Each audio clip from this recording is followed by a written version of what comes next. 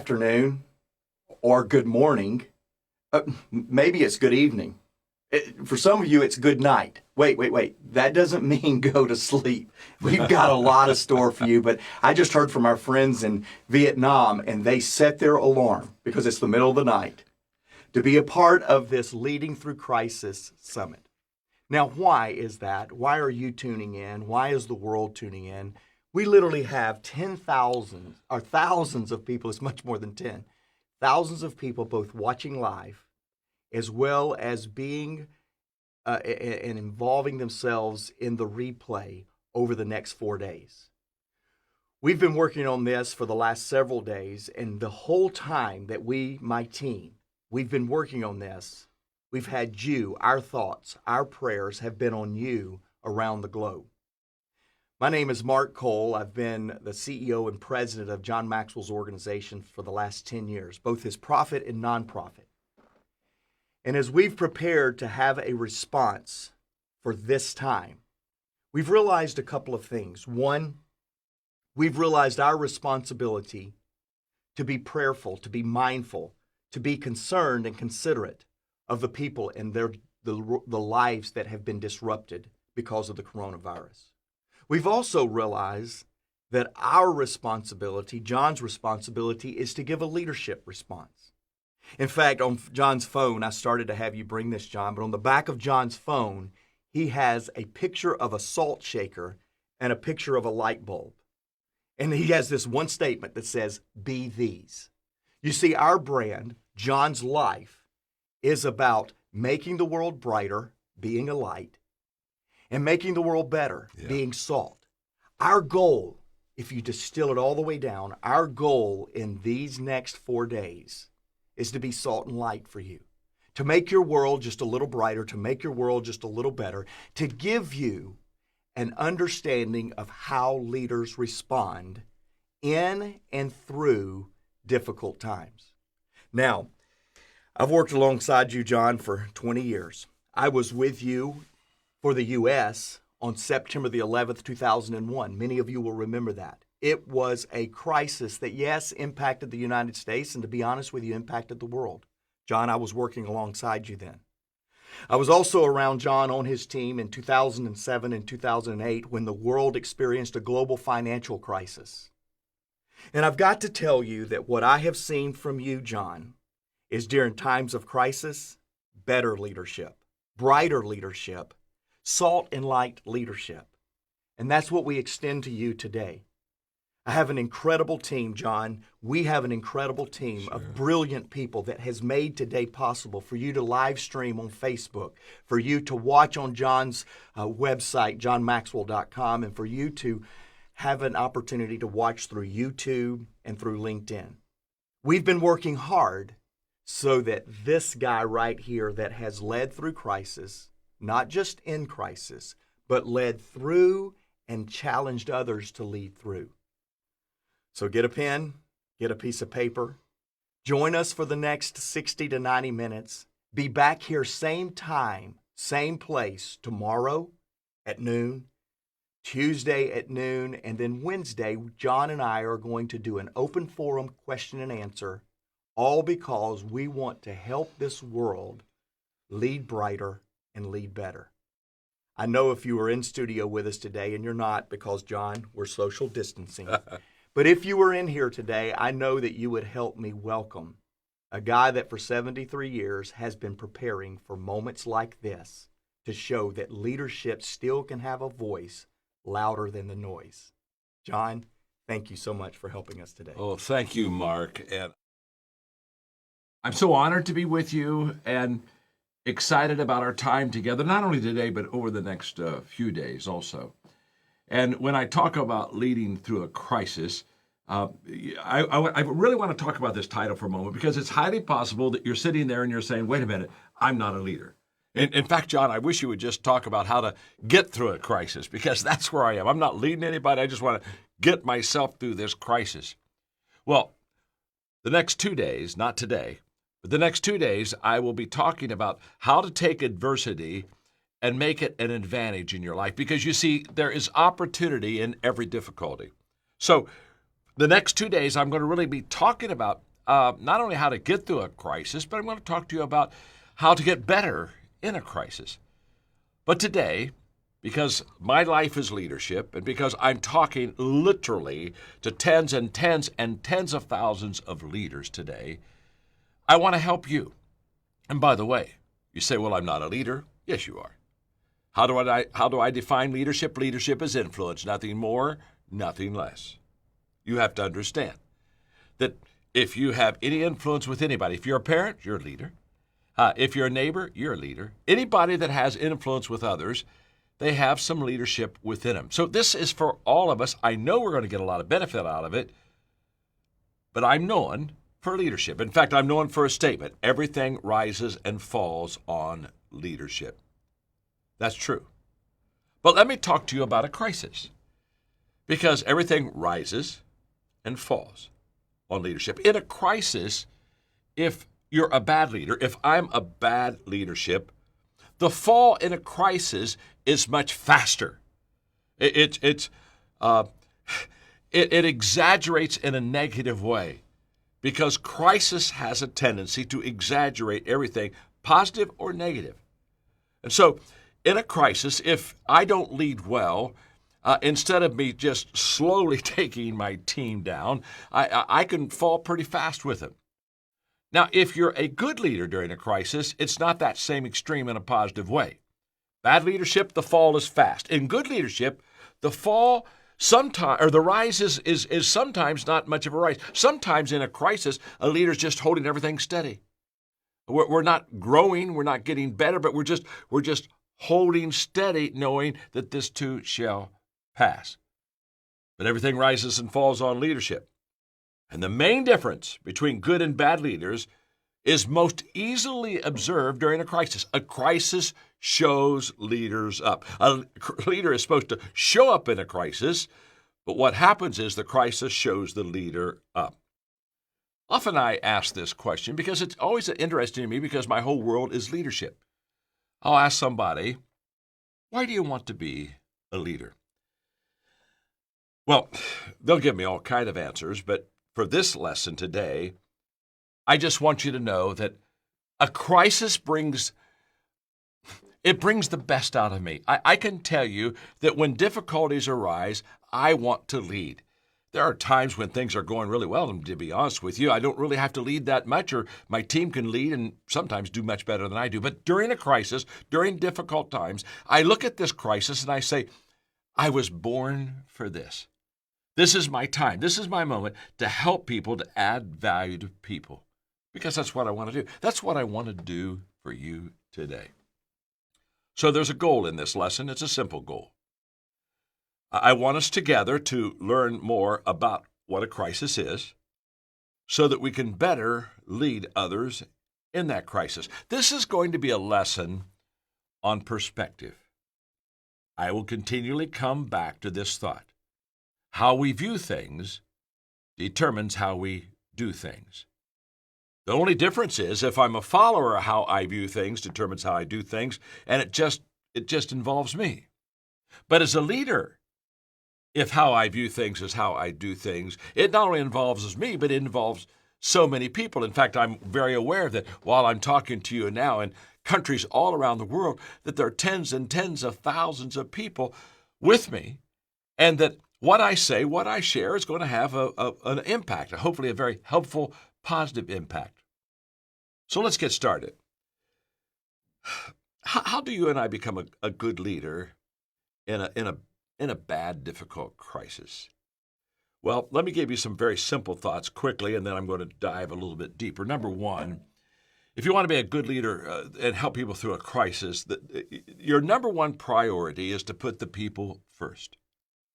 Now, this is easy because the number one priority always for a leader, good times, bad times, is to put the people first. In this case, with the coronavirus, it's the safety of the people. But what leaders know is that when they take on the mantle leadership, it's all about the people. It's not about me. I gave up my rights to put me first when I became a leader. It's all about you. And it's all about how can I help you, serve you, lift you, love you. Mark, in the introduction, talked about how our prayers are with people that have already been infected with the virus. And this is a very difficult time. And in everything that I say today, I do not want to minimize the crisis that we are in. We are in a world crisis. But I also do not want to minimize the role that leadership has in a crisis, which is to help people get through it. And not only get through it, but to become better because of it. But if you're leading people in a crisis, the first priority is all about the people. Always has been, always will be. But if you're not in a crisis, I got good news for you. Your first priority is still people first. It's all about them. Now that we have that settled, and by the way, so many times leadership puts themselves before others in a crisis, and that crisis just begins to multiply in the lives of so many people. That's always wrong. It's always wrong. The second thing we need to do is to be a good leader during a crisis is to educate ourselves. In other words, know what the issue really is. Now, there's a lot of uncertainties about the coronavirus, but I'm talking about knowing and educating and getting our best mind around what this issue really is. And by the way, if you're going to educate yourself, okay, my name's John, I'm your friend. I wouldn't really go to the media. I'm not trying to be nasty, but the media has other agendas. Politicians have other agendas, and if you really want to educate yourself, I would go to the World Health Organization, WHO. The World Health Organization gives you a daily situation report that you can depend upon its accuracy. It doesn't have other agendas. Or the Center for Disease Control, CDC, they have a website. So I would encourage you to get it educated and know what you're dealing with as a leader. I would go to those stories, okay, and to those sources. So let me just say a few encouraging things. First of all, we know what this virus is.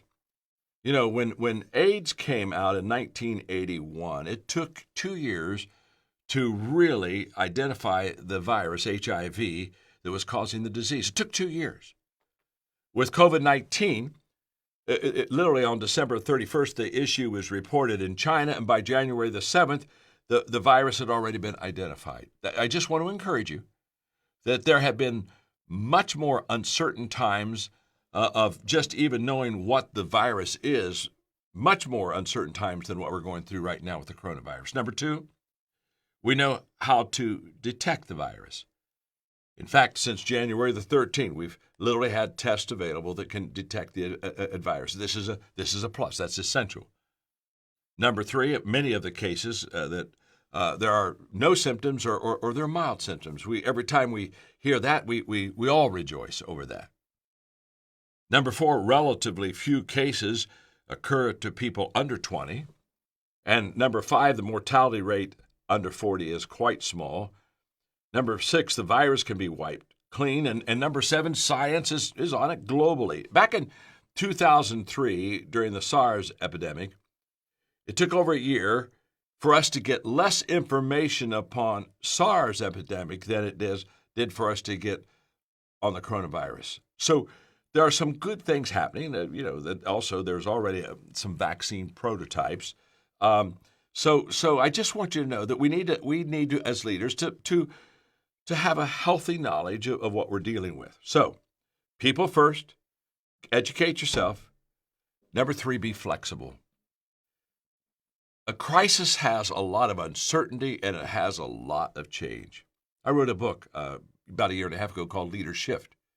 And the whole theme of that book is how to be adaptable, adjustable, flexible, so that as you're moving your people and leading your people, when plan A isn't working, you can go to plan B. And sometimes in a crisis, to be honest with you, you've got to have a plan C or even a plan D. But flexibility is very important for leaders to be able to lead people through the landmines of that crisis. Number four, leverage your team. In other words, utilize your team. Bring your team together because as they come together, you've got one vision, one mission, but you do have different perspectives. It's just this simple.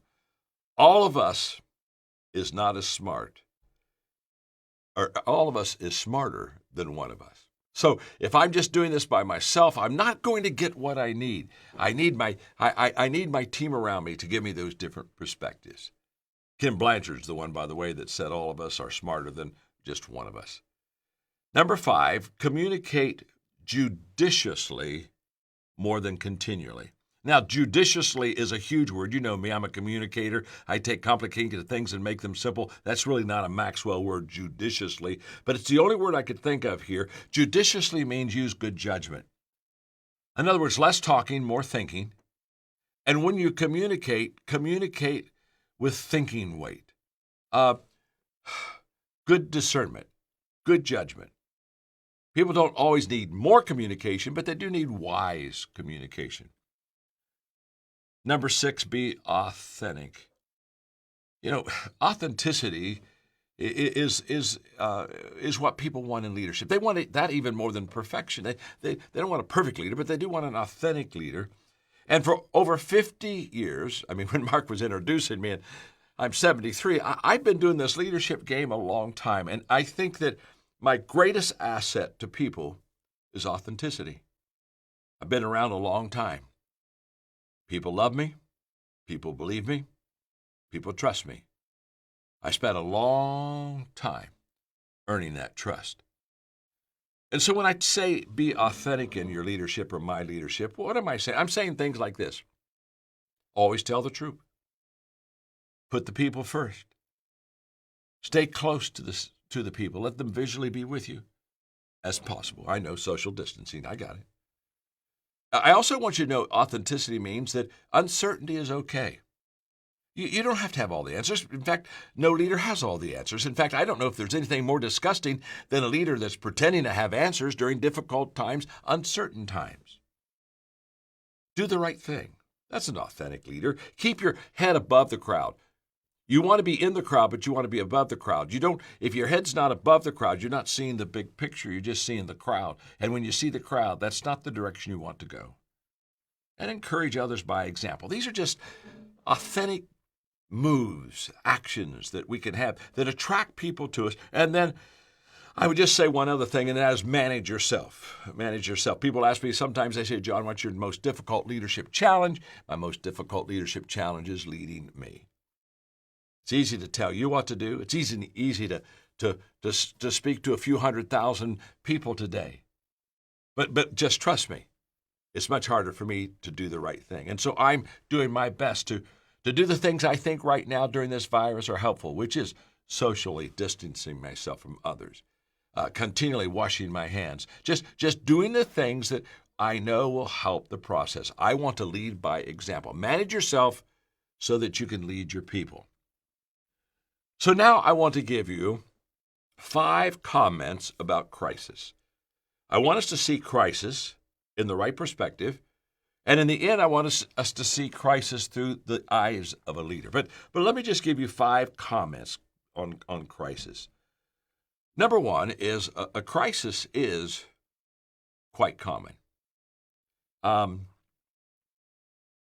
This is not the first crisis on earth. There's a tendency during a crisis. Here's what happens. There's a tendency during a crisis for a couple things that happen that aren't positive. There's a tendency to think that it's never been this bad before. We're the only ones that have ever experienced this. And it's very possible for us to kind of over-exaggerate our place in history and the crisis that we're within in its place in history also. I'm going to get back to that in a moment. I often teach, you've heard me teach, that there are no 2 good consecutive days in a leader's life. I just think that's true. I think leaders deal with too many issues, problems, that there's just never 2 easy days, problem-free days in any leader's life. But a crisis means that there's more than 2 bad days in a leader's life. There's a whole bunch of bad days in a leader's life, and they just keep coming, and they sometimes even pile on. But let's think about it for a moment. Crisis is very common. Well, let me just take you back in the last 20 years. In the year 2000, do you remember Y2K? I remember it. Oh my.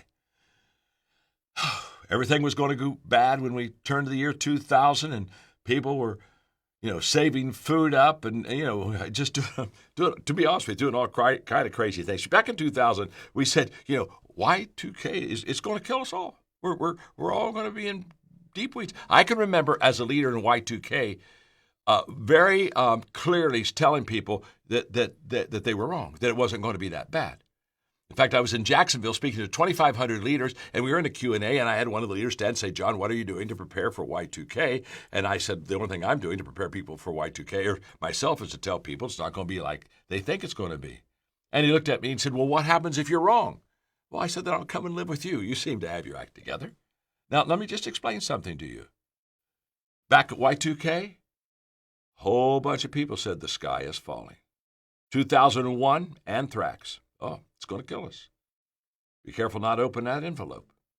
2002, the West Nile virus. Oh, that virus, it's going to get us. SARS was in 2003. How about the bird flu back in 2005? E. coli. Wow. 2006. Oh, my. The bad economy in 2008. It's the end. It's never been so bad. 2009, it was the swine flu. How about BP oil back in 2010? Okay, we're in trouble there. And then remember the Mayan calendar is talking about the end times? That was in 2012. How about 2013 when North Korea is going to kill us all? The Ebola virus was back in 2014. We had the Disney measles in 2015. And if it wasn't the Disney measles, it was going to be ISIS. I remember being in some very serious conversations about ISIS and this incredible terrorist crisis that we had. 2016, it was the Zika virus, and now 2020, it's the coronavirus. And I'm just telling you that I'm not trying to minimize this virus at all. Listen to me. My name is John. I'm your friend. I'm not trying to make fun of any crisis. I'm not trying to make light of any virus. Just look at me for a moment. When people are in a crisis, their tendency is to think that it's never been this bad before. And I just want you to know, it's been this bad before. Do you want to live in 1918, 19 and 20? When the flu was killing at one time 1 million people a week? I'm not trying to minimize what we're going through. It's very serious. I take it very serious. I pray every day for this crisis to be over. I'm not at all trying to minimize it, but I am saying to you that when you're in a crisis, the tendency is it's kind of like minor surgery, major surgery. Minor surgeries when it's on you, and major surgeries when it's on me. That's the way it is with a crisis. Minor crisis was something that happened 10 years ago or 100 years ago. Oh my, but major crisis is what we're going through right now. And the reason I'm saying this is leaders, do not miss this point. Leaders always give a right perspective to people during a crisis. They don't always have the answers. There's a lot of uncertainty, but their perspective, a good leader's perspective, is what gives hope, security, and encouragement. So what is a crisis? Well, the dictionary says a crisis is a time of intense difficulty or danger. Got it. That's a crisis. In the medical field, if you ask them what a crisis was, they would say it's a turning point. When a patient is in a crisis, they're at a turning point where it's either going to get better for them or it's going to get worse for them. If you go just to the Greek and how they defined a crisis was they said it's a decision. So I took the three, the dictionary, the medical, and the Greek words, and basically let me tell you what a crisis is. A crisis is an intense time of difficulty requiring a decision that will be a turning point. That's what a crisis is. It's an intense time of difficulty. That's what the dictionary says. Requiring a decision. That's what the Greek says. That will be at a turning point. That's what medical people say. And that's why I'm sharing with you how to lead through a crisis. Because as a leader, we can make a difference. You see, Max Dupree said the first responsibility of a leader is to define reality. And the reality is, this is a crisis. We need to take it serious. We need to do everything in our power to make sure that we do the things that are necessary for us to be able to slow it down, stop it, turn it around. But here's what I know. Just like every other crisis in the world, there have been thousands of them, my friend. Thousands of crises. Like every crisis, the wisest man who ever lived was named Solomon. And what did Solomon say? This too shall pass. So back in 1918, when the Spanish flu affected 25 million people, and in 25 weeks they died, 25% of the world population was infected with that flu. Wow. Dark, dark days. This too shall pass. By the way, those words, this too shall pass, not only encourage us during a crisis, but they sober us up during the good times. Because in the good times, we want them to last forever. And I can tell you right now, when things are at the very best and your business is going great and your health is going great and your family is doing well, this too shall pass. Life never stays static. A crisis, it's common. The second comment on crisis is that a crisis is distracting. We use the term distraction, but I want to insert in this teaching right now the word traction, because traction is the opposite of distraction. You see, traction means to pull forward or to draw forward. It means that there's a momentum to move in the right direction. You've gained traction. You're making progress. Distraction is the opposite. It means to pull away. So when a crisis comes, it begins to pull us away. It begins to distract us. It begins to take us off course. It begins to confuse our priorities. It keeps us from making progress. So if traction is the action that draws us toward what we want in life, distraction are the actions that pull us away from the things that we want in our life. If you want to get distracted, just watch the TV news. Wow, I think we just need to fast from some of that. Honestly, their agenda is not always accurate reporting. They've got an agenda behind them. And let me just say this. As a leader, I hope you have no agenda except you put the people first every time. You see, that's the only thing as a leader that's going to keep me from falling and being a bad leader, because there's not much difference between manipulating a people and motivating them.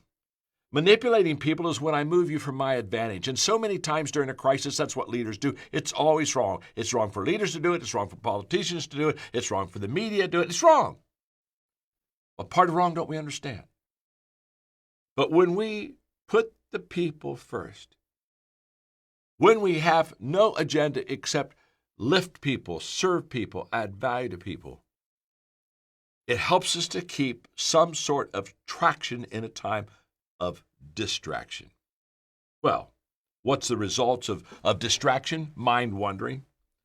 What do? Our mind begins to wonder. We begin to ask questions like, what could happen and what is happening and we begin to ask questions that there are no answers to. Or negative thinking, everything is going wrong and it's never going to get better, or an uncertainty, anxiety, where we begin to look around and we begin to be dominated by fears. And let me tell you something, this crisis is a perfect storm. It's a perfect storm. It's a perfect storm for distraction, and fear is spreading faster than the virus.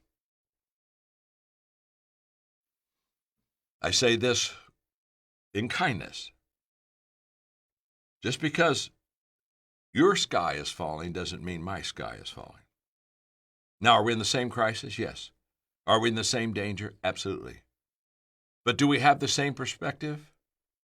Possibly not. I mean, my life has gone to pieces as far as my agenda and my priorities. I write, I speak, for April, May, I was traveling around the world speaking. They're all canceled. I'm not speaking anywhere. Who wants to be with people? I don't want to be with people. I don't want to speak until this thing's all taken care of. So somebody the other day called me and said, how are you doing? I said, what are you doing? I said, well, I'm making lemonade.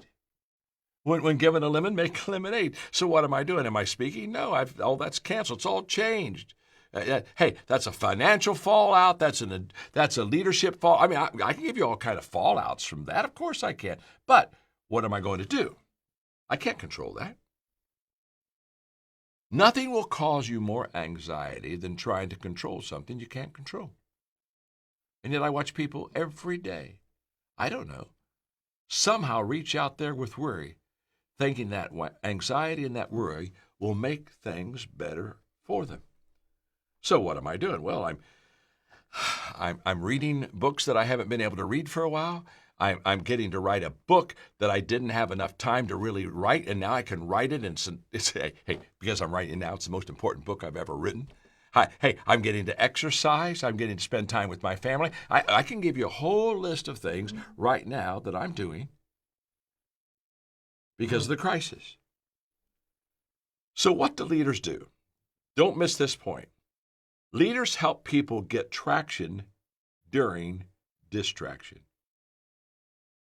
And the first step of getting traction is getting rid of negative emotions. Wow.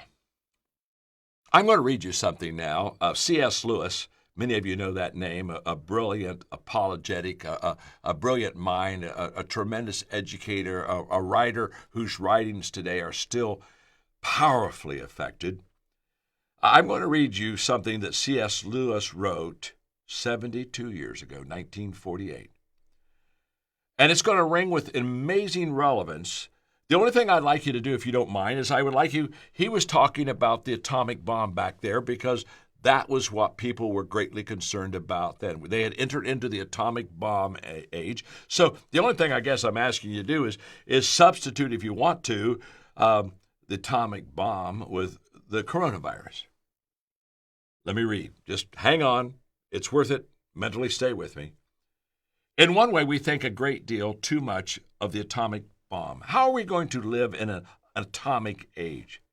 I'm tempted to reply, why? As you would have lived in the 16th century, when the plague visited London almost every year, or as you would have lived in a Viking age, when raiders from Scandinavia might land and cut your throat any night, or indeed, as you're already living in the age of cancer, syphilis, paralysis, age of air raids, railway accidents, motor accidents, atomic bombs.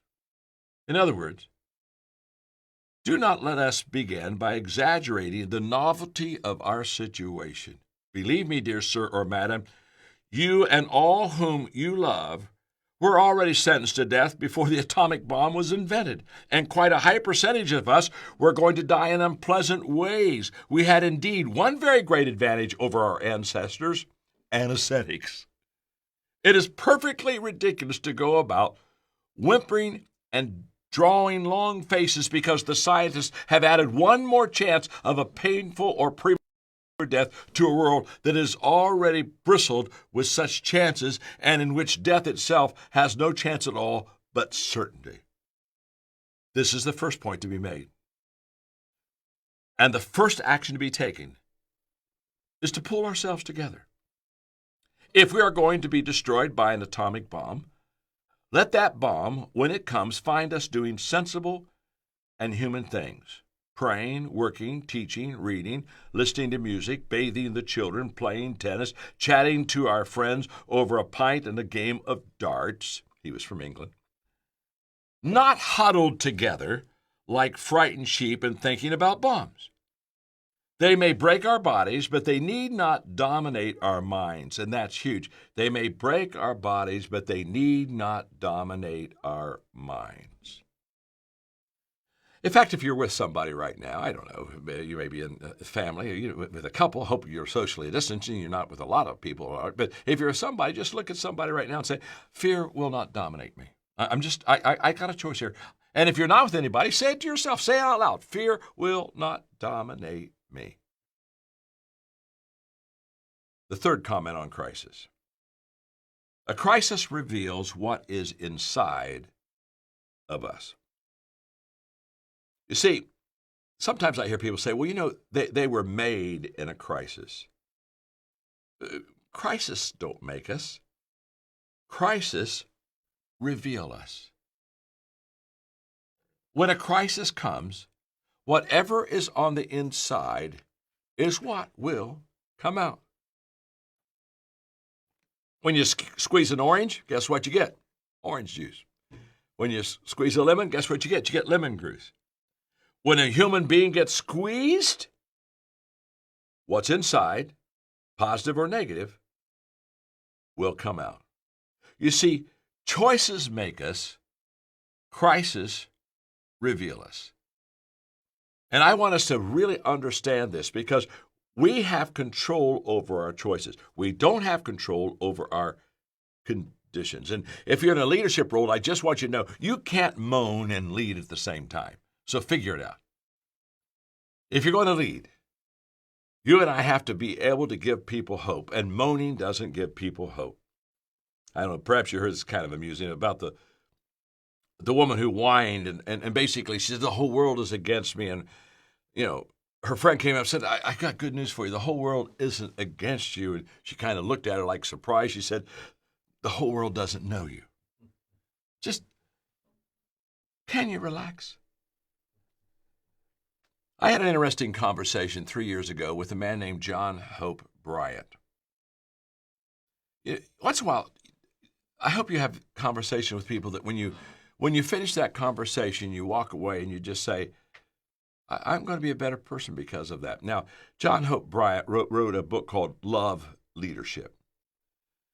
So I'm going to read from him like I did C.S. Lewis a moment ago for perspective. Now listen and just hang with me here for a moment. Most people find strength in things that are outside of them. Now that's a problem.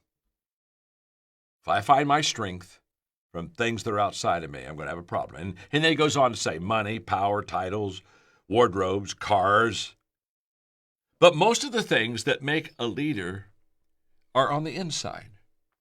Integrity, wisdom, confidence, vulnerability, joy, passion, compassion, intuitions. These things come from life experience, from life's trials, from the deepest part of a person's soul. You can't fake them, and you can't buy them because they're not for sale. He goes on. My mentor, Reverend Murray, says, life asks a question of every leader that gauges their effectiveness and wisdom. The question? What have you been through? Following battle, King Arthur would have his knights line up before him and ask each one of them, show me your scars. And if none existed, he would say to the warrior, leave me and go get your scars. I've learned that authenticity counts, and that the best route to an authentic life is through your scars. As you earn them, you learn to drop the BS in your life, and you attach yourself to the substance in your life and to the substance in those around you. Precisely because of that history of loss, because we've had loss. Now catch this. Because of the history of loss, you never take yourself too seriously or get needlessly seduced by short-term materialism. In other words, loss helps to ground and mature a person. There's a hard lesson in life, setbacks. Just as steel is forged through fire, leaders are forged through loss.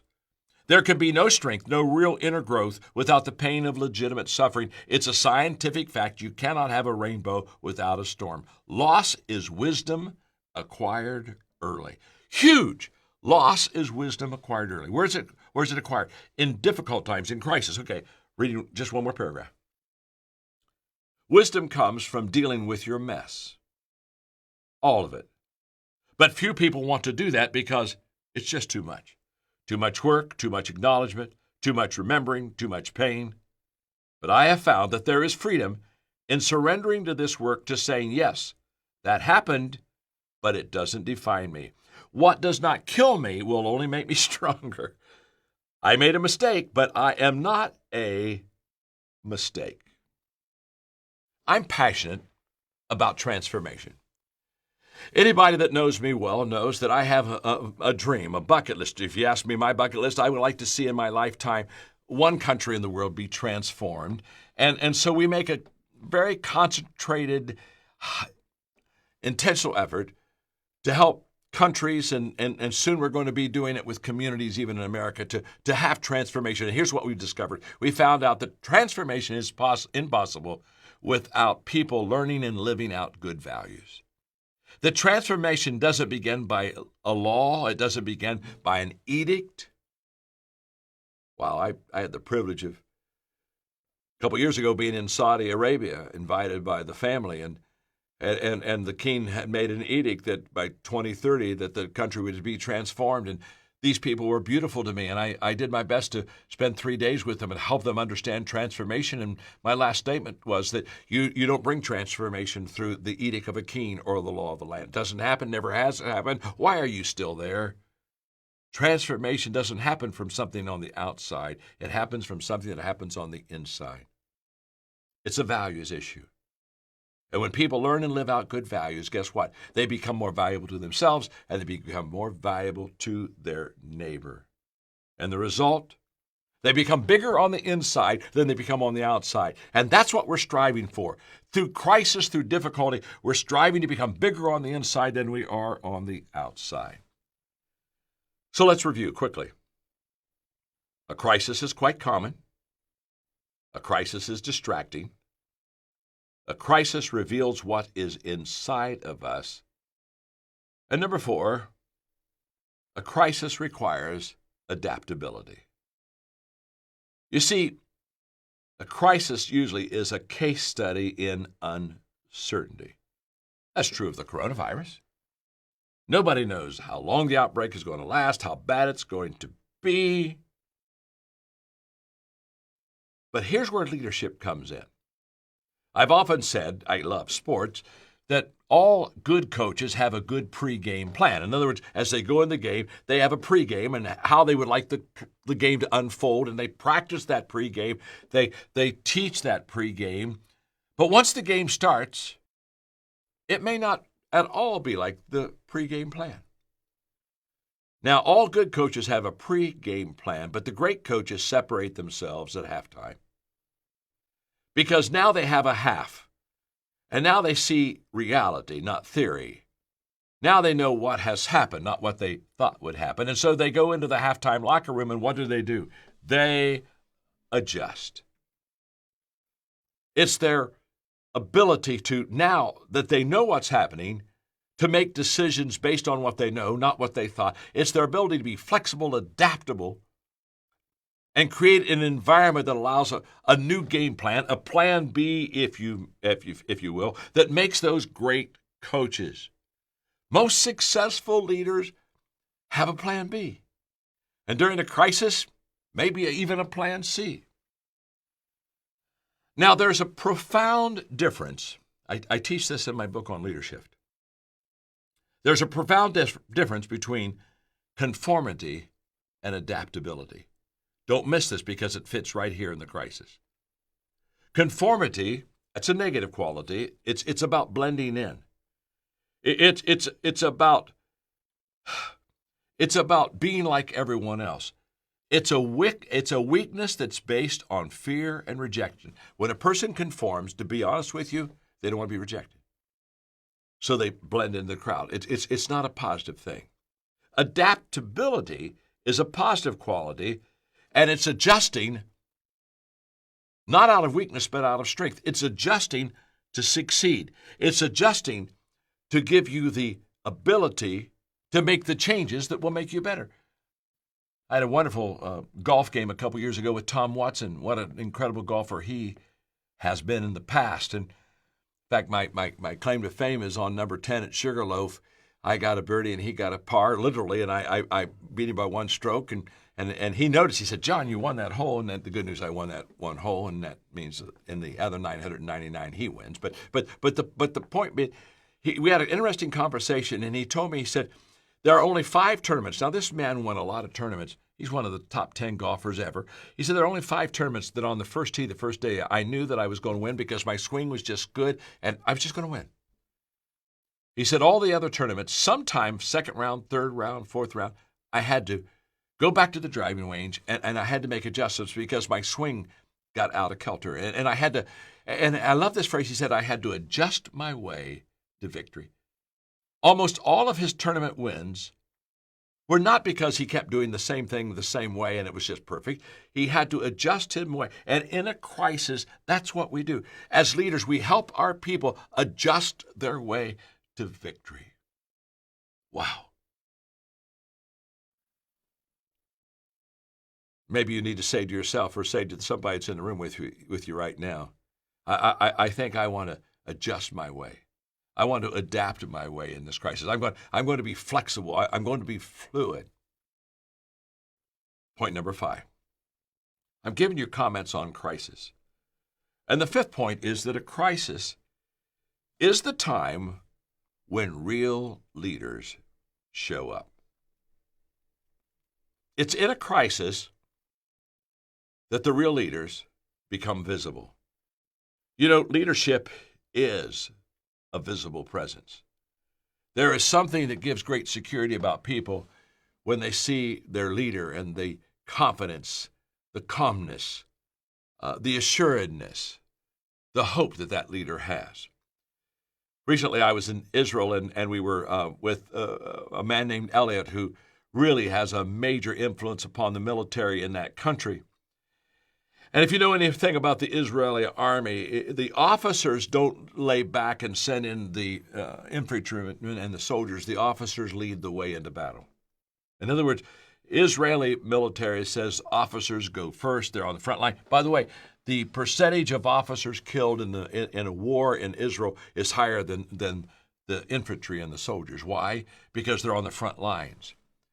And we were up on the Golan Heights, and we were having an incredible day there. We learned so much from Elliot. He was such a brilliant man. I mean, he spent all morning with us, and it was like a leadership learning off-the-charts course like I've hardly ever been in.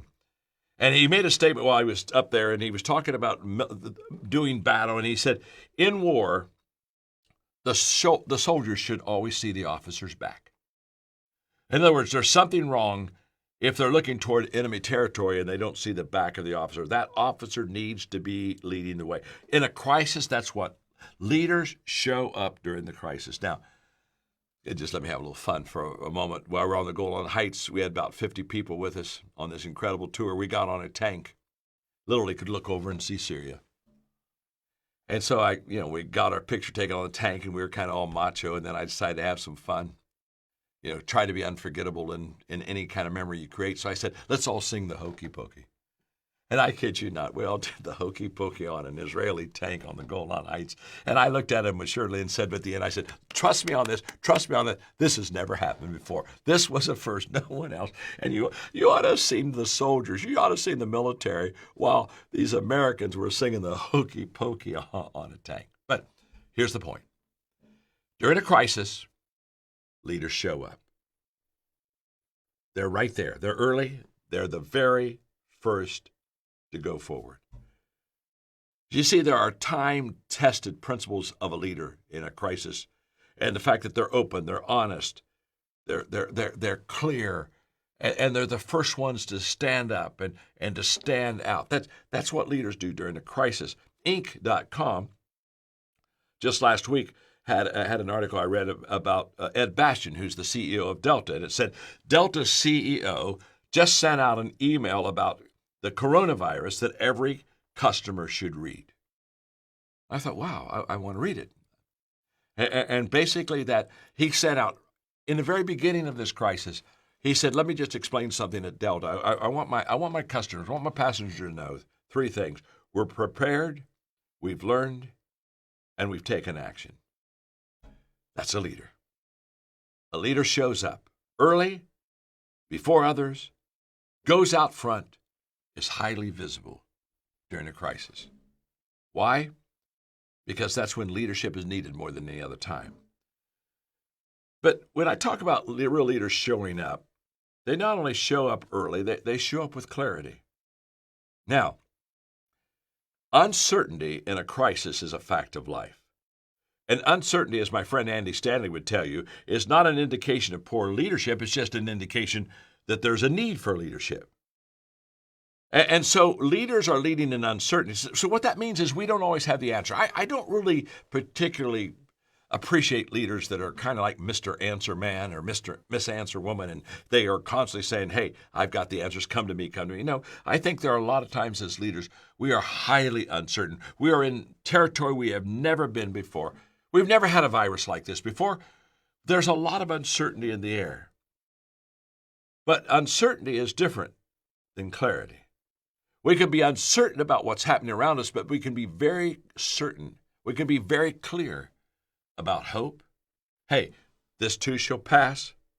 Because people are not going to follow fuzzy leadership. And we have to have the courage to be able to say, I don't see all the answers, I don't know all the answers, but I do know the direction I think we should be going. And you begin to create the movement. Because what happens is clarity helps people prioritize. You see, the coronavirus is a condition that we had no control over. So now we can't control something outside of us, but we can control the choices that we make. And prioritizing what we should do during uncertain times is one of the most important responsibilities for a leader. I mean, let's just think of Noah for a moment. Just think of Noah. If the ark is sinking, the first animal that Noah's going to go to is the elephant. It's just going to pay off to get the elephant off the boat. They have clarity, they have priority. And then leaders, I'll tell you what else they do. They not only show up early, they not only show up with clarity, but they show up with hope. They show up with hope. Again, I've just come back from Israel, and I had a tremendous learning leadership experience for myself and people that went with me. And I'm going to read what Jonathan Sachs said, because this is very important about leaders having the ability to show hope to other people. Here's what he said. One of the most important distinctions I have learned from Jewish history is the difference between optimism and hope. Optimism is the belief that things will get better. Hope is the faith that together we can make things better. You see, optimism is a passive virtue. Hope is an active virtue. It takes no courage to be an optimist, but it takes a great deal of courage to have hope. I love that. We offer hope, not because we're just positive thinkers. We offer hope because we're willing to do something together. That's why I leaped at this opportunity when the John Maxwell has said, let's get to the John Maxwell team, because to be honest with you, today we were supposed to be in Orlando with 3,000 John Maxwell team coaches. Of course, we're not doing that. So what did? We were handed a lemon. We made lemonade. We said, well, let's go live to our John Maxwell team coaches. And then as we began to think about it, we said, well, why just keep it with John Maxwell team coaches? Why not open it up to everybody? Because we got a lot of friends out there. Tens and tens of thousands of you are watching me right now. And the reason that we're coming together is because this is where leadership shows up. And by the way, Mark Cole, who introduced me, who is an owner in the company and CEO of the whole John Maxwell Enterprises, I was so proud of him because he was in Israel with me when all of this really began to come to a peak. And I was so proud of him because I watched him have that clarity. I watched him begin to talk to the John Maxwell team tribe. I watched him as he kept hope in front of things. And my observation about Mark Cole was this, that he was in constant communication with his team. In fact, every night after we'd be done finishing our tours, he would go to his room, and 2-3 hours every night, he'd be back to the States talking to the team, making sure that everybody was on the same page. And he also used his team. He delegated. It was huge. He delegated authority wonderfully. It was just amazing what he did. He constantly asked them questions. He got them involved. They took ownership, and he was very deliberate in his thinking. Very deliberate. Now, I've mentored him for 20 years, and I'll take credit for deliberate. Because the last thing people need in a crisis is for the leader to get emotionally caught up in a crisis. That's why I said that leader keeps his or her head above the crowd. You are in the crowd, but you're not of the crowd. Never forget that. And I watched Mark as he was deliberate in his thinking, and every day he kind of used me for a sounding board, and I did my best to be a sounding board. You see, for many years, because Mark has run my enterprises for a long time, we've had what we call the 3-2 count. You know, in baseball, if a batter has a 3-2 count, 3 balls, 2 strikes, that means when the pitcher throws this next ball, something's going to happen. There's going to be a hit. There's going to be an out. There's going to be a strikeout. Something's going to happen.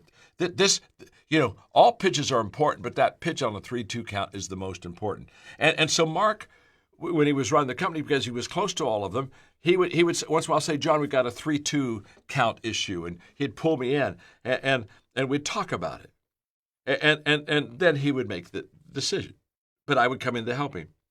And this was a 3-2 kind of conversation we had in Israel. We knew that every day was becoming even more important with this crisis. But I watched him, and I watched him do really well with the 3-2 count. I'm so proud of his leadership. Let me just say something that I could add to him and an experienced leader can add. And this is just, leaders, write this real quick. You see, you and I, when we make decisions, especially during a crisis, we need to make what I call PGE decisions. The P stands for pains. What's the potential huge loss in this situation? The G stands for gains. What's the upside? What's the potential win in this situation? But the letter E is all about experience. And the question for leaders during crisis time is, how much experience do you have leading in a crisis? Because in a crisis, intuition, sensing what to do, timing, sensing when to do it, all that comes in. And all of that is birthed out of practice of leadership in experiences. You see, explaining why you make a decision sometimes is as important as what the decision is, because it's in the why that other people are trained and developed. And I watched Mark, and his thinking, his decisions aligned with his values. You know, Roy Disney, Walt's brother, said, when you know what your values are, it's easy to make decisions. And in the John Maxwell team, I watched Mark do this, because in the John Maxwell team, people are the highest value. In fact, what we teach our John Maxwell team members is very simple. We are people of value who value people and add value to them. That's what we do. We're people of value who value you, and then we intentionally go out and we add value to you in any way possible. You see, a crisis exaggerates the negative, and good leaders deal with as much of the negative before it happens as they possibly can. Quick story. When I wrote the 21 Irrefutable Laws of Leadership, we went on a tour for 1 week using a private jet, 3 cities every day, started on the East Coast, 21 cities in 1 week. Breakfast at one location, lunch at another, dinner at another, talking about the book. By the time we were out in Dallas, the book was already a bestseller on the list. And we were all excited because we'd put a heavy weekend. We're coming back in, and we were flying into Atlanta. And about 50 feet from the ground, we hit a wind shear. And literally that private plane of ours just immediately dropped and hit the runway. It just like that. And immediately we were all frightened because that we didn't land, we dropped. There's a difference between landing and dropping. And what's interesting is as soon as that wheel and that drop hit that runway, the pilot took the plane right back up in the air. I mean, immediately. I mean, so quick that any fear that we had was kind of like, oh, wow, whew, we're still in the air. Circled, came back in, landed the plane. We got off the plane, and I went over and kissed the ground, congratulated the pilot, and I said, it was amazing that you could make a decision that fast. I mean, those wheels hit that runway, and you were back in it. It's amazing that kind of a decision that you could make. And so I'm talking to him about it. And he looks at me, and he said, look, John, he said, you don't understand. And I said, what don't I understand? He said, what you don't understand is I made that decision 20 years ago. He said, as a pilot, I've gone through everything I can possibly think of that can be a problem. And I always said, what will I do in that situation? And I have a game plan for every problem. And he said, my game plan was if I land, I'll land well, get back up in the air, because he said the air has a lot more room for mistakes than the ground does. And he was right on that. Well, what am I saying about it? Great leaders, they think things through on the front end. And when the sea is not smooth, remember this, no sailor ever distinguished himself on a smooth sea. The distinguishing part is what you do during the rough times. By the way, it's true of every leader. You look at the great leaders in the history of the world, and they all took their people through a time of crisis successfully. Lincoln, Churchill, 9/11, Giuliani, Martin Luther King. You see, the synonym of great crisis is great leadership. And what I'm so proud is that Mark put the people before everything else. Huge financial loss in making some of the decisions that were made. But Mark every day kept his values where they needed to be. And his top value was what's best for the people. And when you think of leadership in a crisis, that is always the question. And the decision is always what's right for the people. Now, sometimes during a crisis, you're not sure what's right, so you've got to hold as long as you can hold. But there'll be a time that it will begin to open up, and you'll begin to know what your next move is.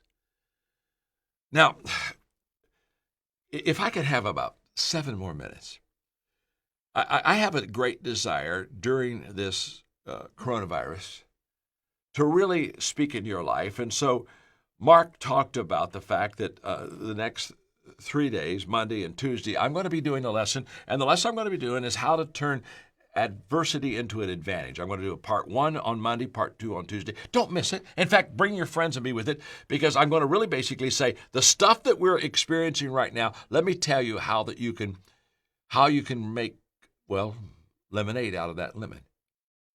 And that's going to be for you. I want you to be with us these next 2 days. Be sure to let everybody else know. But I also want you to connect with me on so many ways that are free. For example, we have Minute with Maxwell every day. I do a Minute with Maxwell. It's a video.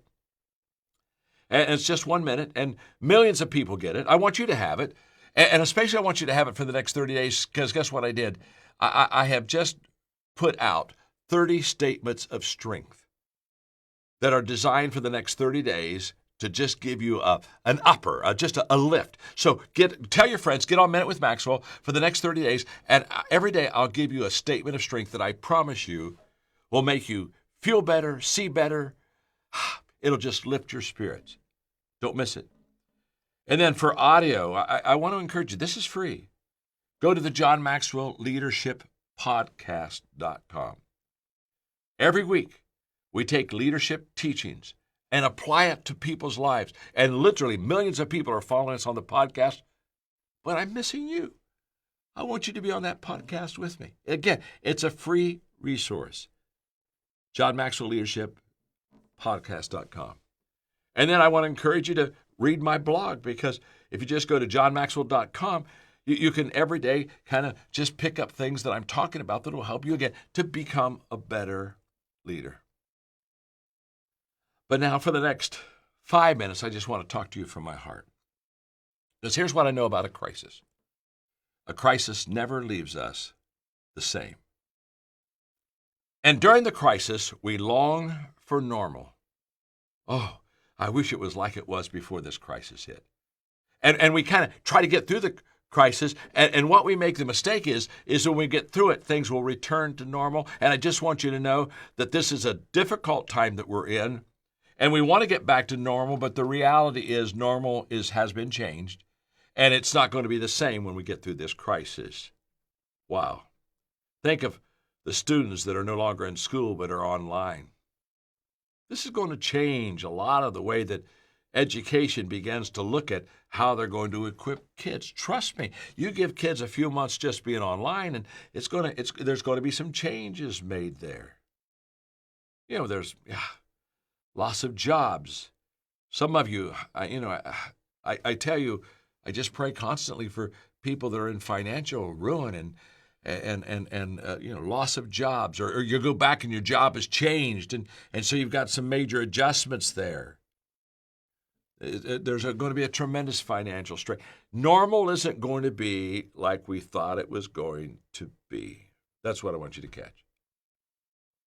And so Max Dupree again said the first responsibility of a leader is to help people define reality, and the second responsibility of the leader is to help people then make positive changes. And that's where I'm coming right now.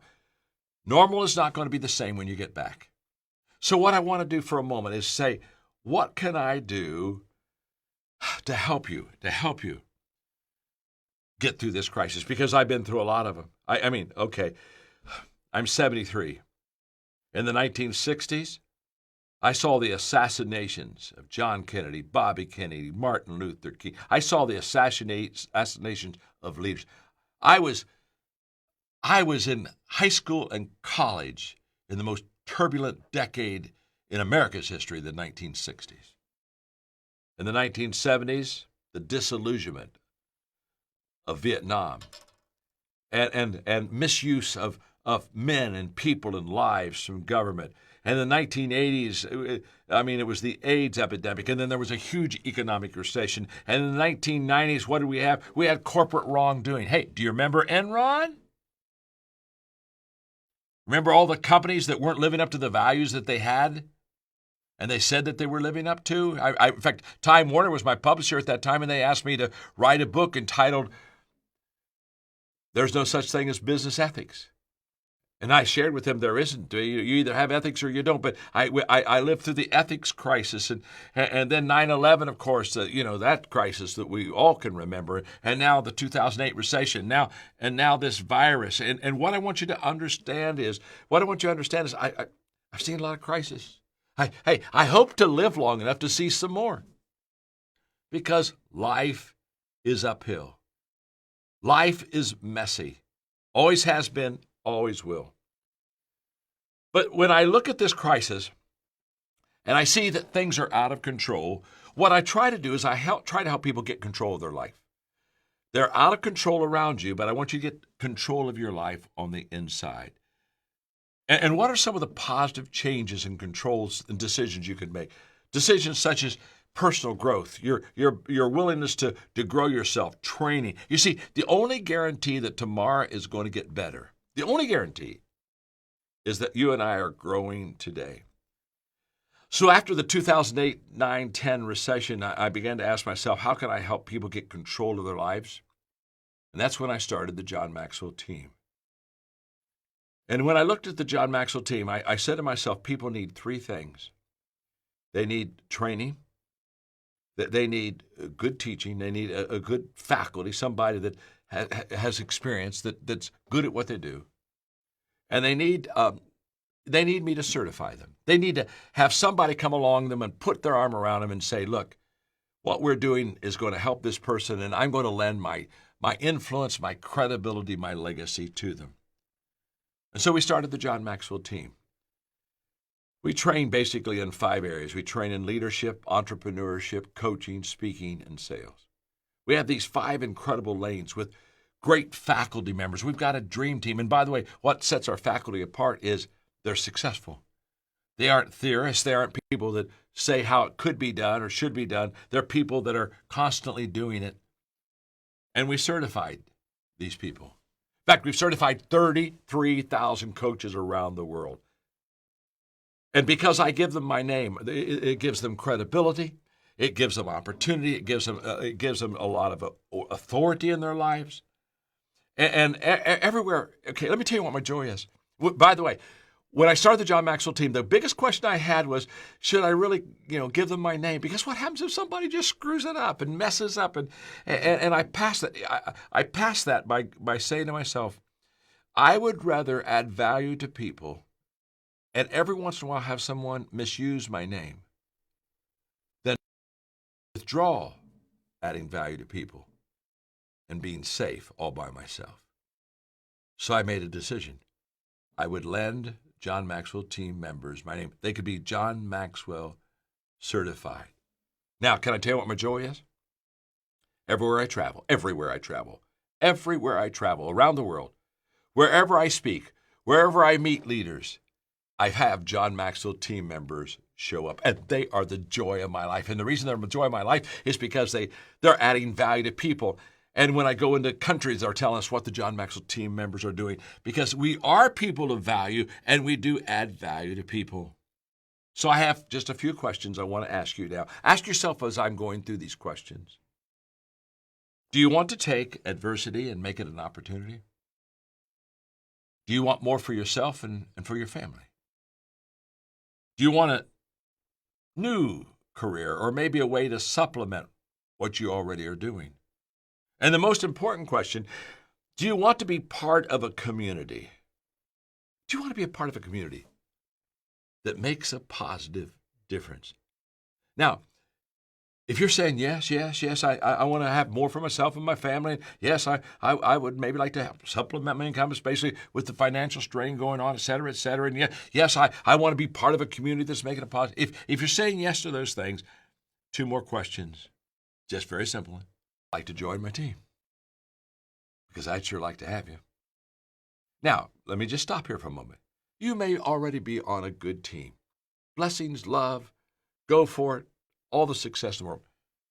I'm not trying to pull you away from anything. I am trying to add value to you.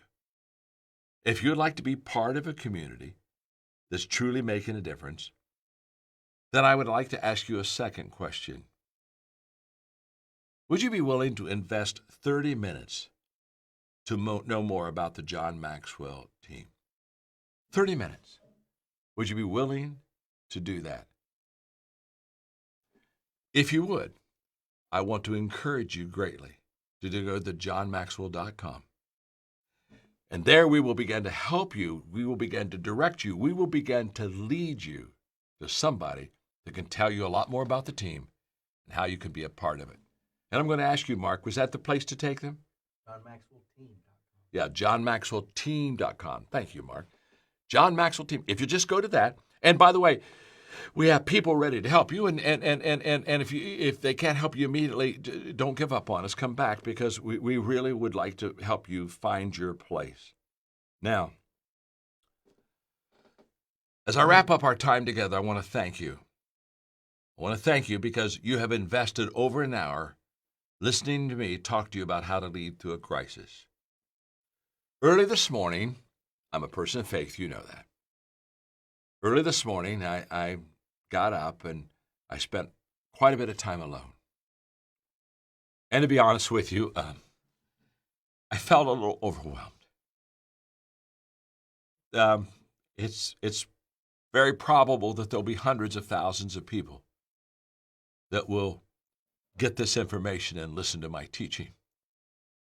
And that's a lot of people, and that's a lot of weight, and that's a lot of responsibility. So I asked God to help me. And I felt such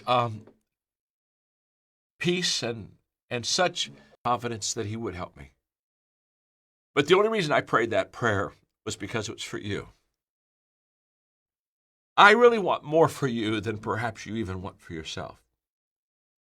Maybe not, but for many, that's true. What I want for you during this time is for you to do more than survive, because we're going to survive. I want you to, this may be too far out a word, this may be too positive, but I'd like you to thrive. What I really mean by that is I would like for you to do well for yourself, for your family, for your community. I would like it to be a time where you're growing and learning, and yes, you're adjusting things. In fact, I told my wife, Margaret, the other day, I said, well, I'm going to get more time to write my book. I'm going to get more time to read some books I haven't been able to read. And then I looked at her and said, I'm also going to get time to clean out my closet. It's 3 years, and I haven't cleaned out my closet yet. Got to go clean out my closet. But what I want is during this time for you to realize that this is a time that you can get better. And that big people get bigger during difficult times. And there's just one more thing I want you to know before I sign off. And that is, my name's John, and I'm your friend. And I love you. I want the best for you. I pray over you. Stay with me for the next couple of days, okay? I'll do my best to help lift the load. God bless.